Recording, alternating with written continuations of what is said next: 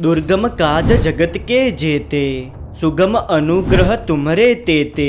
राम दुआरे तुम रखवारे, होत न आज्ञा बिनु पेसारे। सब सुख लहे तुम्हारी सरना, तुम रक्षक काहू को डरना।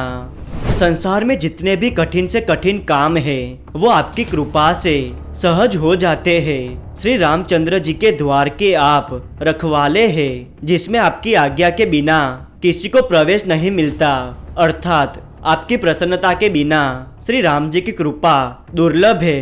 जो भी आपकी शरण में आते हैं उन सभी को आनंद प्राप्त होता है, और जब आप स्वयं रक्षक है तो फिर किसी का डर नहीं रहता। हर हर महादेव, जय श्री राम। दोस्तों, आज के अनुभव में इन दीदी को जो परेशानी थी वो आज के समय में लगभग सभी को है। हम सभी को महिलाओं का सम्मान करना चाहिए। इन भक्त के पति नशे की हालत में इनके ऊपर हाथ उठाते थे और रोज झगड़ा करते थे। इनके घर की हालत इतनी बुरी हो गई थी कि इन्हें उधार पैसे मांगकर अपने बच्चों का पेट भरना पड़ता था और साथ ही घर भी चलाना पड़ता था। कैसे श्री हनुमान जी ने इन्हें इस दुख से बाहर निकाला और कैसे प्रभु ने इनके पति को सुधारा, आइए जानते हैं। नमस्कार दोस्तों, मेरा नाम है विवेक और स्वागत है आपका विवेक क्रिएशन स्टोरीज में। इन दीदी का नाम सृष्टि गुप्ता है और ये पटना से है। आइए आगे कहानी इनके नजरिए से शुरू करते हैं। नमस्कार, मेरा नाम सृष्टि है और मैं पटना शहर में रहती हूँ। मैं मेरे हनुमान भैया का जितना धन्यवाद करूँ उतना कम है। अगर भैया नहीं होते तो आज मेरा संसार उजड़ गया होता। मेरी शादी को 10 साल हो गए हैं। जब मेरी शादी हुई थी तब उनको शराब पीने की आदत नहीं थी, लेकिन पता नहीं एक दिन वो घर शराब पीकर आए। उस दिन से हमारा बुरा वक्त शुरू हो गया। मैं भगवान की बचपन से ही पूजा करती हूँ और वैसे भी हमारे धर्म में शराब पीना पाप माना गया है। उस दिन के बाद से वो रोज घर पर शराब पीकर आते थे और मैं कुछ कहती तो मुझ पर हाथ उठाते थे। हमारे घर में रोज कलेश होता था। अब तो वो अपनी कमाई भी इसी पर उड़ा देते थे। मेरा एक बेटा है, उसके स्कूल की फीस भी नहीं भरी जाती थी और वो सब शराब की आदत की वजह से हो रहा था। जब भी मैं उनसे पैसे मांगती तो वो सीधा हाथ उठा देते थे। मैं कई महीनों से राशन उधार ला रही थी, लेकिन दुकान वाले ने भी राशन देने से मना कर दिया था, और करे भी क्यों नहीं, आखिर कोई कब तक उधार चीजें देगा। मैंने आस पड़ोस से भी पैसे ले रखे थे, जिसे ना लौटाने की वजह से मैं बाहर डर डर कर निकलती थी। उस वक्त मैं सोच रही थी कि मुझे मौत आ जाए तो अच्छा रहेगा, पर मेरे बेटे की वजह से मुझे जीने की उम्मीद मिलती थी। मुझे समझ नहीं आ रहा था कि मैं क्या करूं। मैं बाजार उस उम्मीद से गई कि मुझे कोई उधार दे दे। वो दिन शनिवार का था। तभी मैंने देखा कि एक बड़ा सा ट्रक खड़ा है जिसमें हनुमान भैया की बहुत बड़ी तस्वीर लगी थी, और उसमें जो व्यक्ति थे वो जरूरतमंदों को राशन बांट रहे थे। मैंने भी वहां जाकर राशन ले लिया। राशन के साथ वो श्री हनुमान चालीसा की छोटी किताब भी दे रहे थे।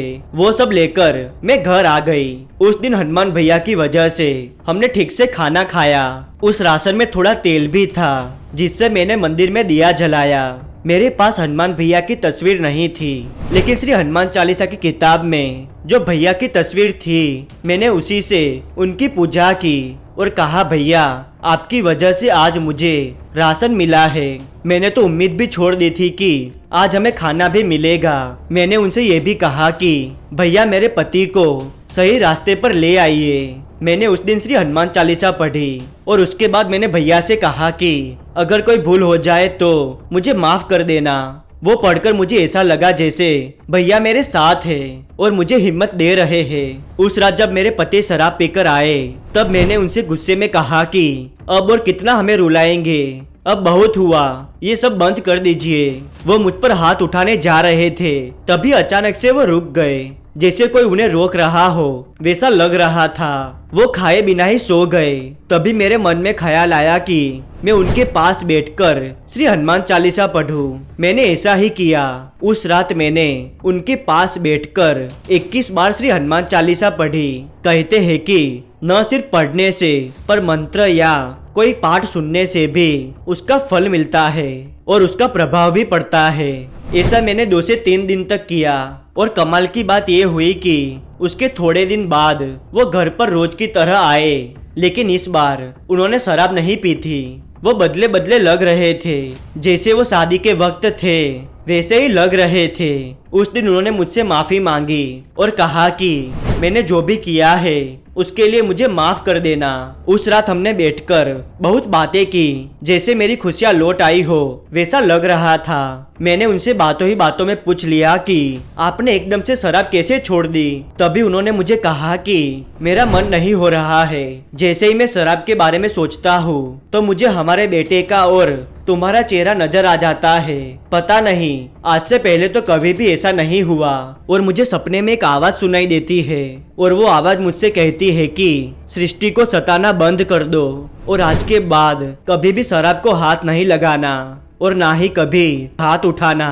वो आवाज हर वक्त मेरे दिमाग में घूमती रहती थी, इसीलिए मैंने शराब छोड़ दी। ये सुनकर मैं समझ गई कि ये मेरे हनुमान भैया ने ही किया है, वही इस असंभव कार्य को संभव कर सकते हैं। मैंने उन्हें सारी बात बताई।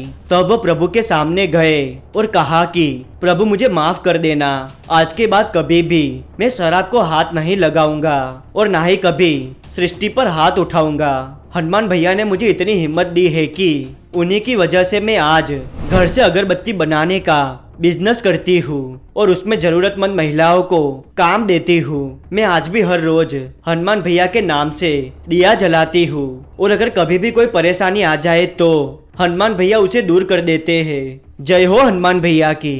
दोस्तों सृष्टि जी का अनुभव सुनकर बहुत अच्छा लगा और साथ ही दुख भी हुआ कि ये इतने बुरे हालात से गुजरी। प्रभु श्री हनुमान जी आपको सदैव खुश रखे। सृष्टि जी मैं सबकी ओर से आपका धन्यवाद करना चाहता हूँ कि आपने अपने जीवन का अनुभव हम सबको बताया। श्री हनुमान जी की कृपा से आपके जीवन में कभी कोई मुसीबत ना आए, हम सभी यही प्रार्थना करते हैं। दोस्तों अगर आपको वीडियो पसंद आया हो तो इसे लाइक कर दीजिए, चैनल पर नए हो तो इसे सब्सक्राइब जरूर कीजिएगा और दोस्तों आप अपना अनुभव बताना चाहते हो तो इस नंबर पर बता सकते हैं और ये वो कमेंट्स है जो मुझे बहुत अच्छे लगे, ऐसे ही साथ दीजिएगा। कमेंट में प्रभु का नाम अवश्य लिखिएगा और हो सके तो इस वीडियो को अपने परिवार वालों और दोस्तों के साथ जरूर शेयर कीजिएगा, जिससे प्रभु की महिमा सबको पता चल सके। मिलते अगले वीडियो में नई कहानी के साथ, तब तक के लिए धन्यवाद।